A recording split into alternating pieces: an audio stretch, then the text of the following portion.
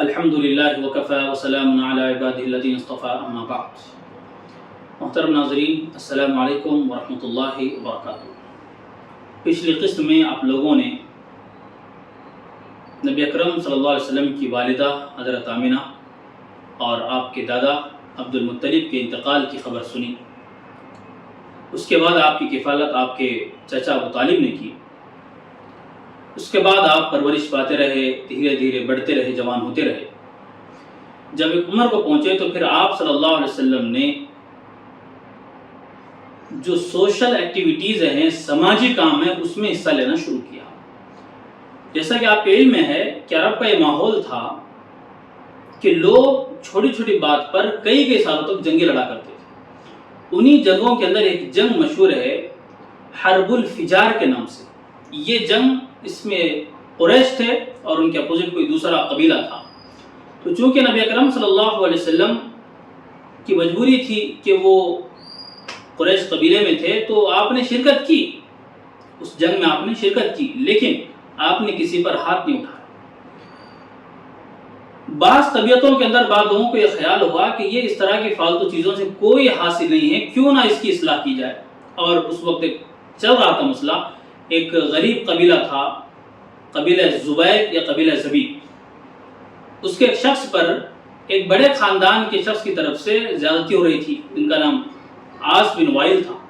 تو بعض لوگوں نے مشورہ کیا کہ ایک کمیٹی کی تشکیل دی جائے اور اس کے اندر یہ طے کیا جائے کہ جو بھی مکہ میں آئے گا وہ کسی پر ظلم نہیں کرے گا، اگر کوئی ظلم کرے گا تو ہم اس کے خلاف ایکشن لیں گے۔ تو ایک کمیٹی کی تشکیل کی گئی اور اس میں نبی اکرم صلی اللہ علیہ وسلم نے بڑھ چڑھ کر حصہ لیا۔ یہ سماجی ایکٹیویٹیز تھی، یہ سوشل ایکٹیویٹیز تھی۔ تو نبی اکرم صلی اللہ علیہ وسلم نے اس میں شرکت کہہ کر ہم کو یہ پیغام دیا کہ جہاں کہیں بھی انسانیت پر اگر جوڑا جا رہا ہے، چاہے جس مذہب کے ماننے والے، تو اس میں ضرور ہم جڑنے کی کوشش کریں۔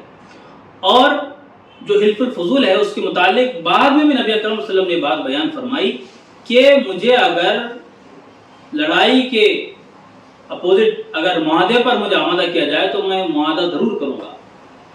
لڑائی کے مقابلے میں معاہدے پر اگر مجھ کو آمادہ کیا جائے تو میں معاہدہ ضرور کروں گا، یہ بات نبی اکرم صلی اللہ علیہ وسلم نے بیان فرمائی۔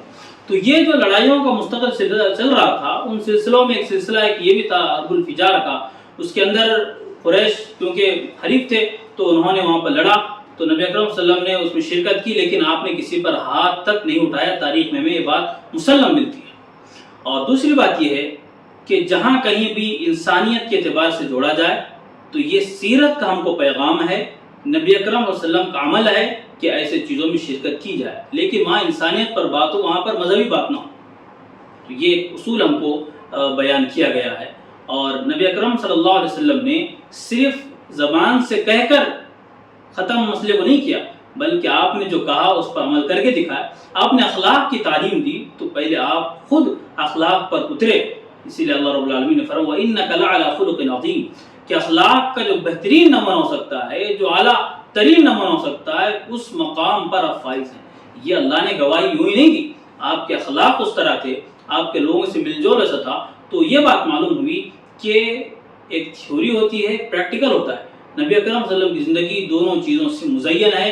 آپ نے جہاں پر باتیں کہی ہیں اس پر عمل کر کے دکھایا بھی ہے، لوگوں سے کہا ہی نہیں بلکہ عمل کر کے دکھایا ہے۔ تو ہمیں سیرت کا یہ سبق ملتا ہے کہ ہم جو بات کہیں اس پر خود بھی عمل کرنے کی کوشش کریں، بلکہ ضرور عمل کریں۔ اور دوسری بات یہ معلوم ہوئی، جہاں کہیں بھی معاہدے کی شکل ہو کہ لوگوں کو جوڑا جائے اور ظلم کے خلاف آواز اٹھائی جائے، تو ان چیزوں پر بھی ان چیزوں میں بھی ہمیں شامل ہونا چاہیے، اس میں شریک ہونا چاہیے۔